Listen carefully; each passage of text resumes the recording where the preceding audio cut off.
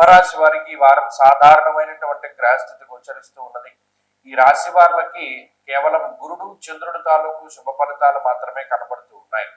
అయితే గ్రహణం ఏర్పడినటువంటి తర్వాత ఉండేటువంటి పరిస్థితుల్లో ఈ రాశి వారు ప్రయాణం చేసేటప్పుడు చాలా జాగ్రత్తలు తీసుకుంటూ ఉండాలి. ఏదైనా ఒక పని ప్రారంభం చేసినా దాన్ని ముందుకు తీసుకువెళుతూ ఉన్నా చాలా జాగ్రత్తగా ముందుకు వెళుతూ ఉండడం చెప్పదగినటువంటి సూచన. ప్రత్యేకించి అష్టమ స్థాన స్థిత గ్రహాల యొక్క స్థితి అంటే ఈ రాశి వారికి మొన్నటి వరకు సప్తమ మందు రవి అష్టమ కుజుని యొక్క దోషం ఉన్నది. ఇప్పుడు అష్టమ కుజ దోషం తొలగిపోయినది. అది ఒక ఉపశమనంగా చెప్పవచ్చును. అయితే అష్టమ రవి యొక్క స్థితి కొంత ఇబ్బందిని కలిగిస్తూ ఉంటుంది. దుర్దోష శత్రు సంవాదో గమనాగమనం యథ అన్నది శాస్త్రం. ఇక్కడ అష్టమంలో మొన్నటి వరకు ఉన్నటువంటి కుజుడు కొంత స్థానచలనాన్ని కలిగించిన రుణచ్ఛేద అన్నారంటే రుణాలని తీర్చగలిగేటువంటి స్థితిగతుల్ని ఆయన ప్రసాదిస్తూ ఉన్నారు. ఇప్పుడు రవిగ్రహం అనవసరమైనటువంటి ప్రయాణాలని అనవసరమైనటువంటి తగువుల్ని ప్రోత్సహిస్తూ ఇబ్బంది పెట్టడానికి ఎక్కువగా అవకాశాలను కల్పిస్తూ ఉన్నారు. కాబట్టి అటు ఈ గ్రహాల తాలూకు స్థితిగతులు చాలా ఇబ్బంది పెడుతూ ఉన్నటువంటి విషయాన్ని దృష్టిలో పెట్టుకోవాలి.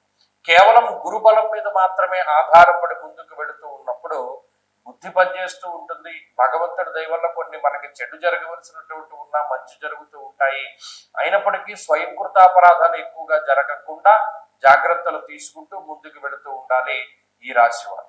అలాగే ఈ రాశి వారికి ప్రత్యేకించి రాహువు యొక్క స్థితి ఓవర్ కాన్ఫిడెన్స్ ని కలగజేస్తుంది. చాలా జాగ్రత్తగా పరిశీలన చేయాలి. మనం ఏదైనా ఒకటి సాధించినప్పుడు దానికి 10ంతల సక్సెస్ ని ఎంజాయ్ చేయకూడదు. నిజంగా 100% మనం సాధిస్తే ఒక 5%నే మనం ఎంజాయ్ చేయాలి. కానీ మనం ఒక 5% 10% సక్సెస్ ని సాధించి 100% సెలబ్రేషన్ చేసుకోకూడదు. అంటే అంత పెద్ద సక్సెస్ చేసుకోకూడదు. దీనివల్ల ఒక మనిషికి ఓవర్ కాన్ఫిడెన్స్ పెరుగుతుంది. ఇది ప్రత్యేకించి కుంభరాశి వారు గుర్తుపెట్టుకోవాలి. ఎందుకంటే రాహు అతి విశ్వాసాన్ని పెంచేటువంటి గ్రహం. కాబట్టి ఒక పెద్ద విజయం వచ్చినప్పుడు దాన్ని చాలా చిన్నగా సెలబ్రేట్ చేసుకోండి. దానివల్ల ఎదరెదర భవిష్యత్తు చాలా బాగుంటుంది.